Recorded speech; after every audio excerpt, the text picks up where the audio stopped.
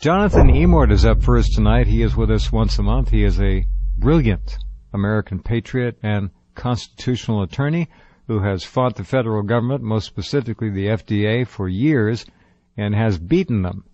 And that is no mean feat. Are you there, Jonathan? Jeff, good to be with you. Well, thank you very much. You were in court today? Yes, I was. Folks, this man works. He's not one who sits back and just does talk shows. That's, I don't know. Honestly, I've had a little experience in court, and I just don't know how good people like you and many of you listening who have been involved in court matters can go into court and come out without feeling somehow depleted, tarnished, if not damaged. It's a very difficult situation. Now, I know a lot of you guys in the legal profession know the attorneys, at least somewhat, and you know what to expect. But still, it's got to be emotionally draining on you. It has to be.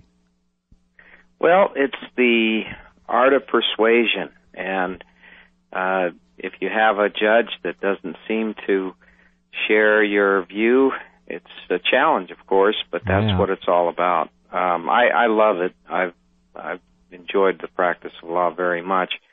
It's not to say that the legal system is perfect or that the circumstances in which we exist are conducive to justice. They aren't. Right. But I'm always up for the challenge. Yeah, that's an important point. The circumstances in which we live are not conducive to justice. That's quite right. That's what you said, and you couldn't have said it any better.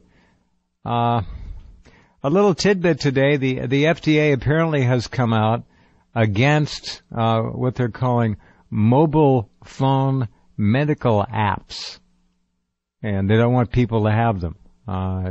Everywhere we look, you can hear the sound of ratcheting, ratcheting, ratcheting. And what you're hearing is the loss of more and more freedoms. So now apps are a target of the federal government if they deal with any kind of medical diagnostics or anything like that. So they're really amazing. I mean, the story itself came out. Let me just read a little bit of it. Mobile medical apps are prolific in the market. This is again Jonathan Emord's.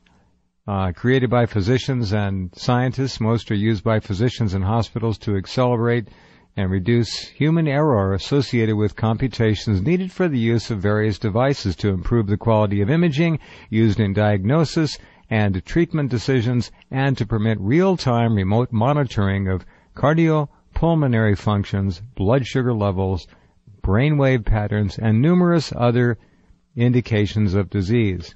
Now, you folks probably don't know much about this, but if you've been in a doctor's office lately, it probably is not going to come as a surprise to many of you or some of you that a lot of doctors walk around with iPads now, and they go right to them. And I say more power to them. So Jonathan has written an article about this, and it's up in headlines, and it's called FDA Reins on Mobile Medical App Parade. Tell us more about that, would you?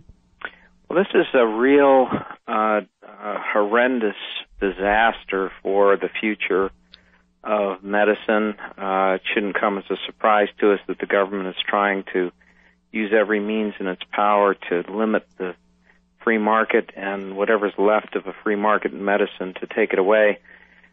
What's happening here in the IT community and in the medical community is a revolution that enables physicians to monitor vital signs of patients at remote locations away from the hospital or away from the clinic. Sure. Through the use of iPads and iPhones and through the use of software, mobile medical apps that are brilliant in that they enable a physician to get all of the diagnostic information he would ordinarily acquire from the patient directly in his presence at the hospital or in the clinic. And what this means, if this continues, and the trend is no doubt going to continue unless the government snuffs it out, is that all those people who are dying of MRSA in the hospital because they contracted it there or other diseases there, or who are left in dire straits with inadequate care, or away from their loved ones will be able to be with their loved ones, be in their own homes, have this information transmitted to a physician wherever he is, and the machines themselves, the apps themselves, will notify the physician if there's an abnormality in a reading.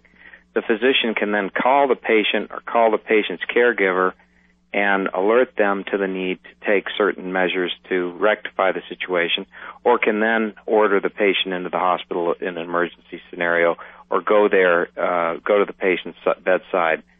But this is an extraordinary thing because it will reduce the amount of dependency on in-hospital and clinic care and increase the accuracy of diagnosis and the real-time responsiveness of physicians to their patients' needs. My God, it's a lifesaver. Absolutely a lifesaver. Oh, tremendous. Yeah. I'll just give you one example. This is a real-life example, and this is also a good example of how the government's regulation in this area is destroying innovation and preventing these things from getting into the market. In the future, they will. There's a doctor at the Cleveland Clinic, Martin Winehouse is his name. He's a physicist, a medical physicist, and he developed with his colleagues in the radiation department at Cleveland a software program that would perform hundreds of complex calculations in less than 2 minutes that ordinarily would be done manually and would take, even with the best of them, at least a half an hour and would frequently involve errors. And what these calculations were for was to guide 3 different X-ray machines in the delivery of radiation to a breast tumor so that it would be delivered, if the calculations get it right, with the right amount of dosing, not overdosing and not underdosing, and not destroying healthy tissue that's near the tumor. It's brilliant. The accuracy. The triangulation of death to tumors. 3 different beams. I got it. Yep. And in order to do that, he developed this software to eliminate the errors. Well, anyway, he contacted the FDA because he was told that before this thing could be used extensively or sold in the market, he would have to get approval from the FDA. So he goes to the FDA with an application to get approval for this thing. And they start bombarding him with questions. But the question that proved to be the coup de grace for this whole thing was one that was impossible to answer. The FDA asked him, before they would allow approval, to prove that in every version of a PC or a Mac computer and all of the updates to such computer systems, that this software program would operate flawlessly without any error. Oh, please. And of course, this is impossible to establish.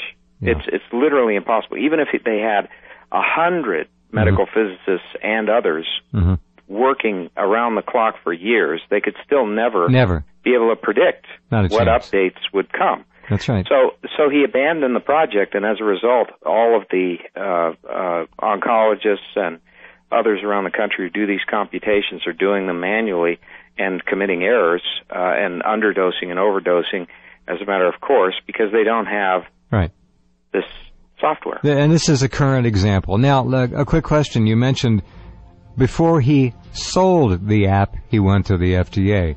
What would happen if he gave it away and accepted a donation to some kind of sort of a nonprofit? Would that get around in any way? Unfortunately, no, because the distribution of a regulated medical device is subject to regulation as well. Of a regulated medical device. All right. We've heard that before. See, this is not representative, and I don't have to tell you folks this, of an agency that cares about your health and well-being. It is simply not. And a couple more questions about this with Jonathan Emord as we continue in just a minute.